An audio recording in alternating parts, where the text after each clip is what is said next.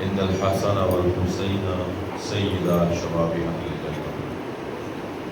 اللہ کے رسول صلی اللہ علیہ وسلم نے فرمایا کہ میرے نواسے حسن و حسین رضی اللہ تعالیٰ عنہما جنتی نوجوانوں کے سردار،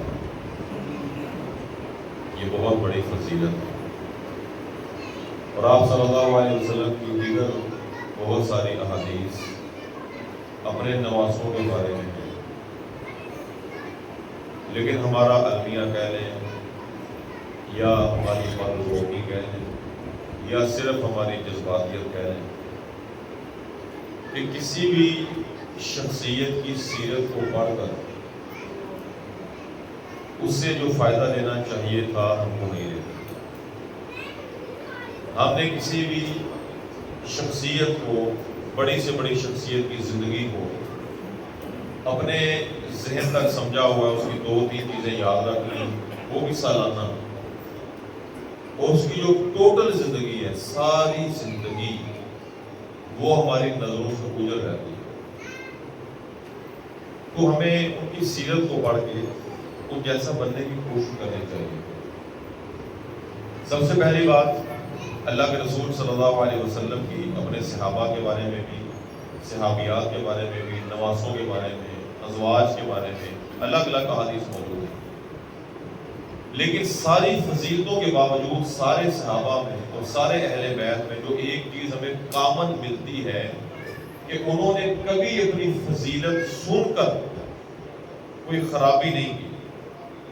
خرابی کا مطلب یہ ہوتا ہے کہ بندے کو دنیا میں چلتے ہوئے یہ بشارت دے دی جائے کہ تم جنتی ہو۔ حضرت عثمان کے بارے میں سارے صحابہ کے سامنے کہہ دیا جائے کہ عثمان آج کے بعد جو مرضی کرے عثمان کو نقصان نہیں ہوگا۔ یعنی اتنی بڑی بڑی بشارتیں، لیکن ان بشارتوں کے بعد کیا صحابہ کرام نے نیک اعمال میں سستی کا مظاہرہ کیا کہ مجھے بشارت مل گئی، اللہ تعالیٰ فیصلہ نہیں؟ کسی صحابی کی زندگی میں آپ کو یہ چیز نہیں ملے گی۔ اور ہمارے ہاں یہاں پہ کسی کو اگر اتھارٹی کوئی مل جائے، کوئی عہدہ مل جائے، وہ پونس جمانا، تکبر کرنا، غرور کرنا، دوسرے کے حقوق پہ ڈاکہ مارنا اور سارا کچھ اپنی جیب میں ڈالنا، وہ اپنا فرض منصبی سمجھتا ہے کہ مجھے چونکہ یہ ٹیگ لگ گیا ہوا ہے، مجھے یہ مہر لگی ہوئی ہے، مجھے یہ عہدہ مل چکا ہے، مجھے یہ اتھارٹی مل چکی ہے اور میرے پاس یہ اختیارات آ چکے ہیں، اب میں جو دل میں آئے کروں۔ حسین کریمہ رضی اللہ تعالیٰ عنہ کے بہت سارے فضائل ہیں، کبھی انہوں نے ان فضائل کا فائدہ نہیں اٹھایا ناجائز۔ کبھی کسی صحابی پہ دونس جمائی ہو، کبھی کسی صحابی کے اوپر اپنے آپ کو اعلیٰ اور عرفہ قرار دیا ہو، کبھی بھی نہیں ایسا ہو۔ آج اسی چیز کی طبیعت ہے، ہماری طبیعت کے اندر وہ چیزیں ہیں، یعنی ہمیں اتنی سی چیز ملتی ہے، ہم وہ اتنا بڑا قد کر لیتے ہیں کہ بندہ کہتا ہے کہ یار یہ کل کیا تھا، آج یہ کیا بنا ہوا ہے۔ ایک بات یہ ہو۔ دوسری بات، سیدنا حسین کریمہ رضی اللہ تعالیٰ عنہ، بالخصوص سیدنا حسین رضی اللہ تعالیٰ عنہ، ان کی ساری زندگی اللہ رب العزت کے ساتھ تعلق میں گزری، اور کربلا کا جو حادثہ ہوا ہے، واقعہ ہوا ہے، یہ زندگی میں کتنی ایک بار ہوئی۔ یعنی سیدنا حسین رضی اللہ تعالیٰ عنہ زندگی میں ایک بار کربلا گئے، ہمیں وہ یاد ہے، یاد بھی رکھتے ہیں، اور اس بنیاد میں لڑائیاں بھی ہو جاتی ہیں۔ مسجد میں وہ ہر روز 5 بار گئے، وہ کس کو یاد ہے؟ کس کو یاد ہے؟ وہ سب کو یاد ہے، اس میں لڑائیاں بھی ہو جاتی ہیں، کفر ایمان کے فیصلے بھی ہو جاتے ہیں، لیکن مسجد میں دن میں 5 بار گئے ہیں۔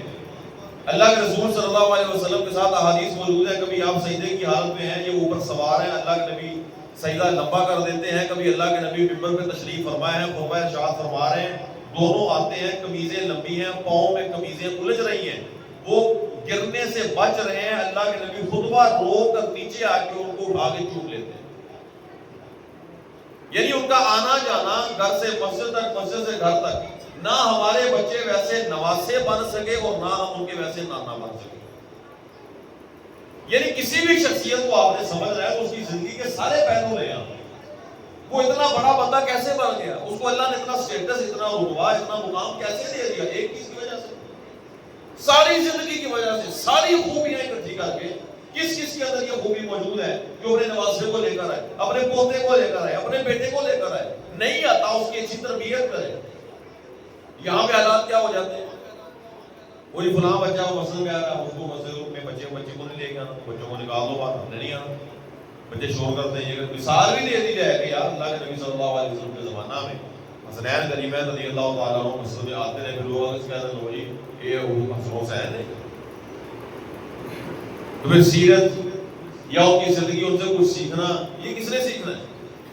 یعنی ساری عمر اللہ رب العزت کے ساتھ تعلق بناتے بناتے گزر گئی، مساجد میں گزر گئی۔ جو آدمی روزانہ 5 بار اللہ کے سامنے حاضر نہیں ہو سکتا، نماز نہیں پڑھ سکتا، جب کربلا کا میدان بنے، حالات ویسے بنے گا، وہ وہاں پہ جائے گا؟ کوئی بھی جائے گا۔ نماز انسان کو بہادر بناتی ہے۔ وَاسْتَعِينُوا بِالصَّبْرِ وَالصَّلَاةِ، اللہ نے قرآن میں فرمایا کہ صبر اور نماز سے مدد حاصل کرو۔ نماز کا ہمارا مسئلہ دور دور کا تعلق نہیں، ہماری نسلوں کا۔ تیسری بات، صحابہ کرام رضوان اللہ اجمعین، انہوں نے حسنین کریمین کے فضائل آگے بیان کیے۔ جتنے اللہ کے نبی صلی اللہ علیہ وسلم نے بیان فرمائے اتنے آگے انہوں نے بیان کر دیے، ایک بھی نہیں چھوڑا۔ یعنی یہ چیز ہمیں بتاتی ہے کہ اس معاشرے میں، معاشرے کے لوگوں میں، صحابہ میں، اللہ کے نبی کی تیار کردہ جماعت میں کوئی حسد نہیں تھا، تعریف کرنے میں بخیلی نہیں تھی۔ حسد کا مطلب ہے کہ اگلے بندے کی خوبی کو بھی چھپا دینا، یعنی کہ ہر وقت نیگیٹیوٹی تلاش کرنا۔ اگر صحابہ کرام کو آل رسول کے ساتھ، حسنین کریمین کے ساتھ کوئی مسئلہ ہو جاتا، مسئلہ ہوتا، نعوذ باللہ حسد ہوتا، ان کے ساتھ محبت نہ ہوتی، تو یہ فضائل ہم تک کنہوں نے پہنچائے؟ صحابہ نے پہنچائے۔ اس کا مطلب کیا ہے؟ صحابہ کو صرف کمال محبت، یعنی وہ معاشرہ ایسا تھا، وہ کھلے دلوں اگلے بندے کی خوبیوں کا اعتراف کرتا ہے۔ یہ خوبی ہے، آپ کو اسٹیٹس ملا ہے۔ ہمارے یہاں پہ کسی کی خوبی کا اعتراف کرتے ہوئے یقین جانے جان نکل جاتی۔ مسجد کے امام سے لے کے گھر میں کام کرنے والے خادم تک ہم اس کی تعریف کرنا، اس کے اندر یہ پازیٹیو چیز ہے۔ ہم سمجھتے ہیں اگر میں نے تعریف کر لی نا، لے میں مولوی صاحب نے اٹھے چڑھ لینا تعریف کر کے، وہ ہے نوکرا چکرا نہیں تعریف کری دی ٹھیک ہے، سر چڑھ جانے ہوتے ہیں، بخیل ہے۔ ایک والد کا مجھے فون آیا، میرا بیٹا یہ ایسے اس کو سمجھائیں، وہ جمعہ نہیں پڑھاتا، میں کہتا ہوں جمعہ پڑھایا کرو، یہ کیا کرو، وہ کیا کرو، میرے آنکھیں نہیں لگ رہا، یہ نہیں کرتا، وہ نہیں کرتا۔ تو میرا ارادہ بنا، میں نے کہا بچے کی بات بھی سن لیجیے۔ بچے کی عمر 18 سال ہو گئی ہے، میں نے اس کو بلایا، وہ لئیے گا، میں نے کہا الف سا یہ ساری بات بتاؤ گے؟ وہ کہنے لگا میں گھر جاتا ہوں، میں نے جمعہ پڑھایا، میں طالب علم، 18 سال میری عمر ہے، غلطی ہو جاتی ہے۔ مجھے آج تک میرے ابا جی کے منہ سے کبھی میں نے یہ نہیں سنا کہ شاباش بیٹا تو ممبر پہ کھڑا ہو گیا۔ مجھے ہمیشہ جب میں گھر جاتا ہوں، جو میں غلطی ہو جائے صحیح، مہمان بیٹھے ہوں، استاد بیٹھے ہوں، امی ہوں، ابو ہوں، چاچا تایا ماما، سب کے سامنے وارڈ لگائی جاتی ہے، انہوں جمعہ پڑھاؤں لایا کہ ان پہ بولنا ہی نہیں ہوتا ہے، چاچنا ہے تو نے فلانی غلطی کی تھی، فلانی غلطی کی تھی، فلانی غلطی کی تھی، وہ کہتا بتائیں میں کیا کروں۔ یعنی خوبیوں کا اعتراف صحابہ کرام نے کیا۔ چوتھا پہلو، صحابہ کرام رضوان اللہ علیہ اجمعین، کیا انہوں نے حسنین کریمین کے خط و خال کو، حلیے کو بیان کیا۔ ان کے حلیے کو بیان کرنے کا ایک انداز یہ بھی تھا کہ جی سیدنا حسین رضی اللہ تعالیٰ عنہ کی جسم کا فلاں حصہ اللہ کے نبی کی طرح ہے، سیدنا حسن کے جسم کا فلاں حصہ اللہ کے نبی کی طرح ہے۔ یہ چیز ہمیں بتاتی ہے کہ صحابہ نے اللہ کے نبی کو اتنا غور سے دیکھا، اتنا غور سے دیکھا، اتنی محبت سے دیکھا کہ اللہ کے نبی کے نین نقش عین یاد ہو گئے، اور جب بھی حسنین کریمین کو دیکھتے تھے تو یاد آ جاتے تھے اللہ کے نبی کے، اللہ کی قسم تم اپنے باپ جیسے نہیں، تم کس جیسے ہو، تم اپنے نانا اللہ کے رسول صلی اللہ علیہ وسلم جیسے ہو۔ صحابہ کا یہ طرز محبت ہمیں بتاتا ہے کہ حسنین کریمین کی محبت تبھی کامیاب ہوگی جب یہ تمہیں اللہ کے نبی تک لے کر جائے۔ صحابہ کرام حسنین کریمین کے ساتھ اپنی محبت کو کہاں جا کے جوڑتے تھے؟ حسنین کریمین رضی اللہ تعالیٰ عنہما کی محبت کو اللہ کے نبی صلی اللہ علیہ وسلم کی محبت تک پہنچنے کا ایک وسیلہ بناتے ہیں۔ تو کیا آج ہمیں ہے ویسے محبت؟ بلکہ اللہ کے رسول صلی اللہ علیہ وسلم ایک بار سیدنا حسن رضی اللہ تعالیٰ عنہ کے ساتھ جا رہے تھے، راستے میں کھجور پڑی ہوئی تھی، انہوں نے اٹھا کے منہ میں ڈالنا چاہی، آپ صلی اللہ علیہ وسلم نے منہ سے باہر نکال دی، اور کیا فرمایا؟ یہ کھجور ہو سکتا ہے کی ہو؟ صدقے کی ہو. اور ہمارے لیے بیٹا جی نواسا جی بیٹا حسن ہمارے لیے صدقہ ہمارے لیے صدقہ جائز نہیں ہے. ہم صدقہ کھا نہیں سکتے. یہاں پہ زکوٰۃ کمیٹیوں کے چیئرمین زکوٰۃ خود کھا جاتے ہیں. جن کو زکوٰۃ ملتی نہیں ہے چیئرمین صاحب خود زکوٰۃیں خود کھا جاتے ہیں, فنڈ خود کھا جاتے ہیں. گلی بازارے محلے نالیوں تک کے ملنے والے جو فنڈ ہوتے ہیں وہ خود کھا جاتے ہیں. اللہ کے نبی صلی اللہ علیہ وسلم نے اپنے نواسے کی تربیت اس انداز میں کی کہ بیٹا ایک کھجور تک نہیں لینی. جب ایسے افراد حکومت میں آئیں گے جو کھجور کھانا بھی اپنے لیے جائز نہ سمجھتے ہو, کیا وہ عوام کے پیسے پہ کبھی ڈاکہ مارنے کا سوچیں گے؟